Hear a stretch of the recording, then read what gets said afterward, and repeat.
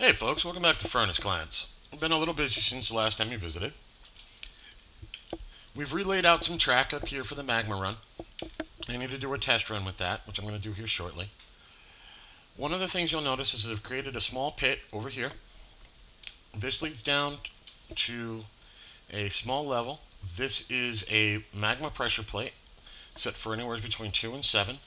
When it activates, it'll shut off this track stop to make sure I don't flood.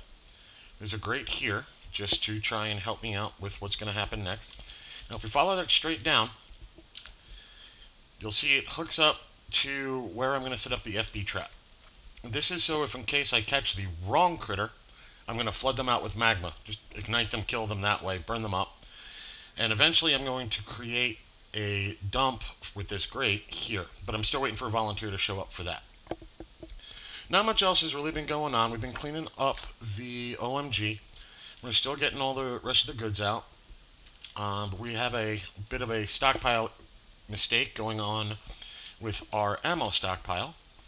There were some arrows that had gotten caught up in here. I had the stockpile incorrectly set. So they've been set to melt. They're happening. I had 2 new guys become peasants. You saw one of them in the last video. They're helping out with weaponsmithing and the melting of the goods, so the furnace operations. We've got some lye and some buckets and stuff like that being created. Nothing particularly special. We're milling, we're creating a whole bunch of booze, we're collecting sand, so we're a little all over the place. I do have a siege sitting on the surface right now. They're just chilling out because I still haven't opened up the OMG grinder. So the next step here is we're going to actually launch our test minecart and make sure our system works the way I think it does. So we're going to go in here. I'm going to define the stop. I'm going to set a new depart condition. We're going to set it for change condition to always, and we're going to want to set it to push and south. See, now all this is doing is it's just going to go by itself, because if I release this, I release everything into the system, and I don't necessarily want to do that. I want to do a single cart check first. So we're going to have somebody come down, push the cart, and I'll bring you back when somebody gets here. So a couple of days later, Fishy Bang finally got down here. We're going to lock onto the cart, and we're going to watch it go. So it goes through. No significant concerns yet. Runs around there. Dumps some magma. Okay, that's on target.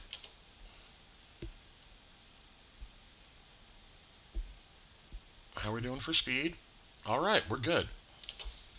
Okay, so test complete. I'm going to decart that one, send it back up to a stockpile somewhere. And we should, oops, I hit the right button. Oh, that's right, I'm stuck on follow. I have a very small pool of magma starting to build up. So you kind of get what's going on here. I'm going to set up the magma system to start going, and we're going to make sure this pressure plate works the way it's supposed to. Now, inside this track stop, you'll notice there's 2 mechanisms. That's because I've double linked this. I've also linked this to an emergency lever that's down in the lever room. As long as it gets its on and off in the correct orders, we're fine. That's just in case I set that pressure plate up incorrectly so I can get that unhooked. I wasn't sure about really wanting to fill this up tremendously yet until I dig the hole that I can drain it through. But I'm kind of in a catch-22 and I want to get this thing going and I want to get the OMG refilled here soon. So we're going to get this up and running. And I will bring you back once I get the real system going and we can see how that pressure plate behaves. So I ran into a bit of a problem with this system. I had removed a booster that used to be over here that helped keep the system running smoothly. Because of that, what ended up happening was some of these carts started stalling out up on the rails. And I ended up playing a game of dominoes going through here. So what I'm going to do is I've set up a short dig pattern that I'm going to go steal some power from this dwarven rotary reactor over here, which is feeding the ramps down inside the OMG system. I have 200 total power. I only need 100 for the existing system, so I'm going to borrow some. So we're going to come up here, we're going to run it over, we're going to run it down, then I'm going to bring it out here, and I'll put a set of rollers right here just to dig that loose. My bloody drunken beards did it again. Come over here to reports. Edge was fighting. How? He fell. Where? Right here, right underneath all the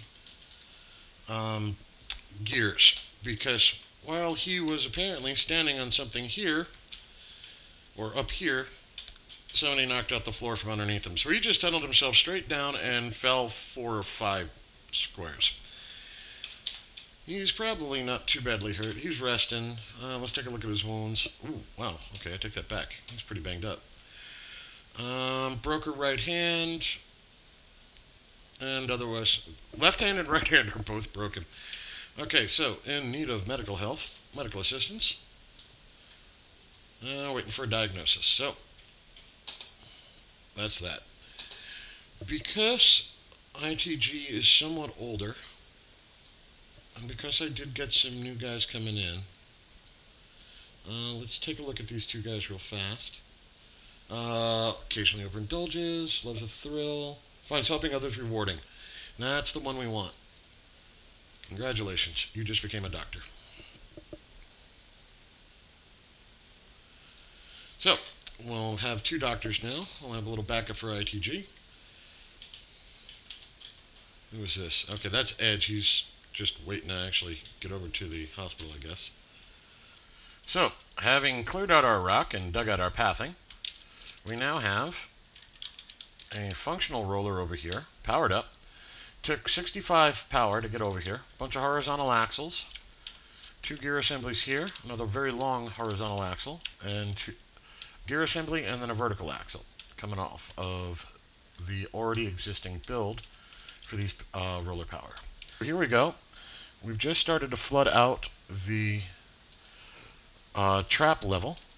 And 7.7 underneath it. So it's starting to flood out down there. Once we get some, there we go.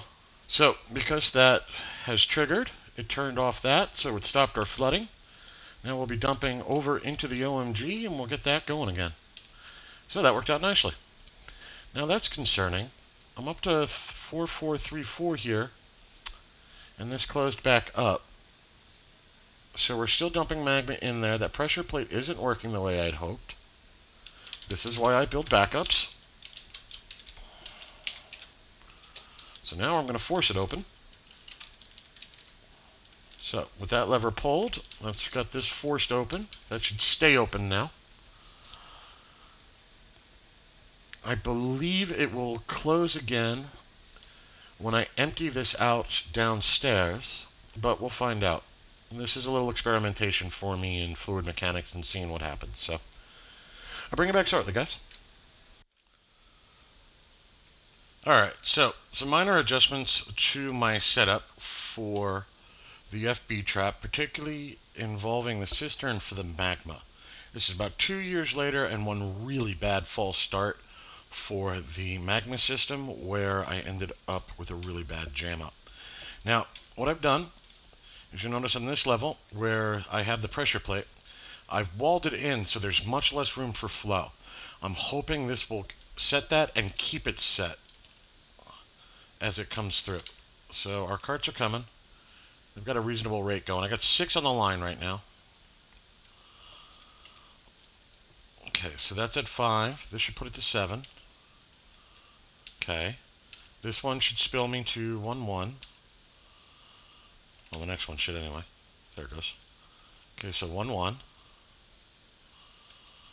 Oh, we had some evaporation happen almost immediately. This one should bring me to 2-1. Okay. So with that, the pressure plate can't decide what it's doing.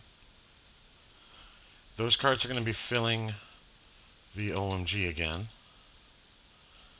Alright, that looks like it's working a lot better. We're going to wait the 100 ticks, see how things go. The thing is this will evaporate at some point. It should turn itself on, put a little more in, to turn itself off. Hopefully that's how it'll work. I'll bring you back if something interesting comes up. But right now we're still filling up the OMG. Well now, this is interesting. I have a human caravan also visiting. I didn't even know they were in town. So let's go get some goods moved over. And we're going to take a look at what they've got to offer here shortly. So nothing incredibly interesting from these traders. Did get some clearing crystal glass, that'll help. The only particular item of significant interest was they're bringing me a male cat. So we're going to get that into the fortress and hopefully keep some vermin problems down. Picking up a bunch of like the oddball wines and beers that I'm not typically able to make. And picking up some food and like wild strawberries, bloated tubers, stuff like that. We'll brew that up as well at some point. Some more yarn and thread.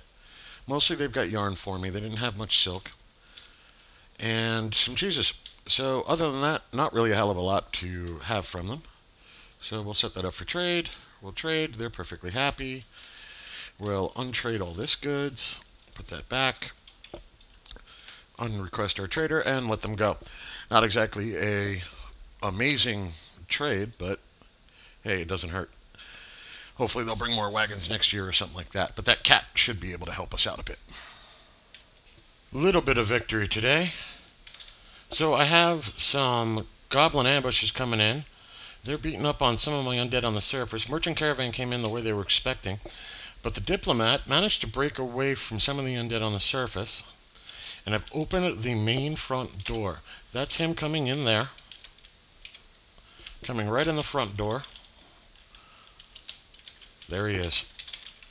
So, there's our outpost liaison. We finally have the liaison inside. Sealing up the front door, and we'll go back to work here. Still working on downstairs. Well, with our diplomat involved, we're finally able to set up somebody for, I guess, mayor or barony. I have some recommendations. I looked at this a little while ago, and really my best choice is ITG, because he seems to like bolts. If I'm going to have somebody giving me mandates, I'd rather be making bolts. So we're going to recommend him. We're going to escape. He's got to get back to the homeland first, I'm sure. Now, of curiosity, just because I figured I'd share this, the merchants, when they leave, track through the grinder. Instead of going back out the way they came in, they decide to go through the fort, up into the grinder, and die. Apparently, they're not setting this off for some reason. So they're just wandering through. Now, my guess is what they do is they hit that, they don't repath, and then eventually that closes back up, so one by one they're dripping through. Dumbasses. But, yep, so the merchants are leaving and dying on their way out. I'm sure they're thinking I'm stealing all their crap, but that's a shame. I'll collect all that stuff up next time I open up the grinder for collection. In self-defense, because I wanted to make sure the liaison get out of here, I shut the front door to the grinder so he wouldn't try and path there. He still wanted to do it. But at this point, he's actually going for the trader exit, which should get him off the map safely. We've done some orders. Mostly I ordered leather and silk and yarn, thread and cloth. Also ordered some gypsum powder and some random odds and ends that would be nice to get in. And there he goes. And I've been made a barony. So ITG is now my baron. I don't have a champion. I haven't done sheriff and hammer. And we're good to go there. We should start getting some more migrants in. Not that that's particularly helpful. I'm going to reopen the front door on the grinder. Yep. And we're refilling up our cistern for magma for the FB trap. So that's still working out. I'm still trying to clean up the problems I've been having with this thing. As you can notice, I've expanded some of the rollers and stuff like that. When I get that straightened out, I'll walk you through it. Right now I'm still experimenting and just getting everything nailed down. So I'll bring you back in a bit. Ever have that feeling you knew you'd forgotten something? Well, I forgot to set up the Baroness with what she's looking for. However, at least I was right. She wants me to make bolts, so that's simple enough. We can do that. A bone bolts. Yeah, we'll make 3. Get rid of that mandate. Now I'm going to have to dig her out some nice quarters. So we're going to set those up and get her all set up here shortly. So I'd like to share with you a small event that is currently driving me a little crazy. So earlier, when I had dropped the water down onto the Forgotten Beast down here where there was lava, I couldn't obsidianize the Forgotten Beasts, but I did manage to obsidianize directly under the hatchways that were above it. So none of my hatchways will open. I can't drain out the water, and I'm going to have to mine into that location. Yay! But I figured I'd show you that rather nasty mistake. So for some reason you can't get your hatches to work, see if you've now got a muddy obsidian cavern floor. Alright, So, with a little help from a hunter that came in with the last migrant wave, this wave was able to get down into the migrant trap.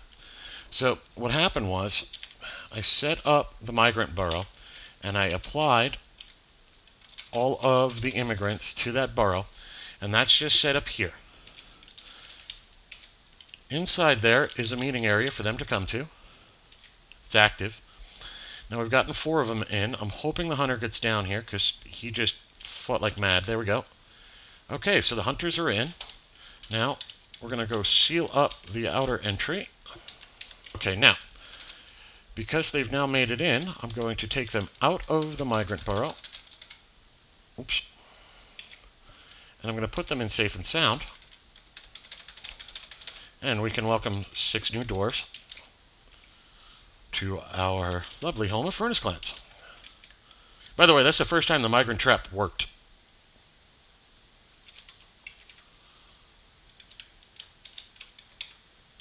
Usually there's too many undead on the stairway for them to be able to get in. So there we go. We've got 6 new members, and they will be welcome additions to the fort. I'm actually happy about that.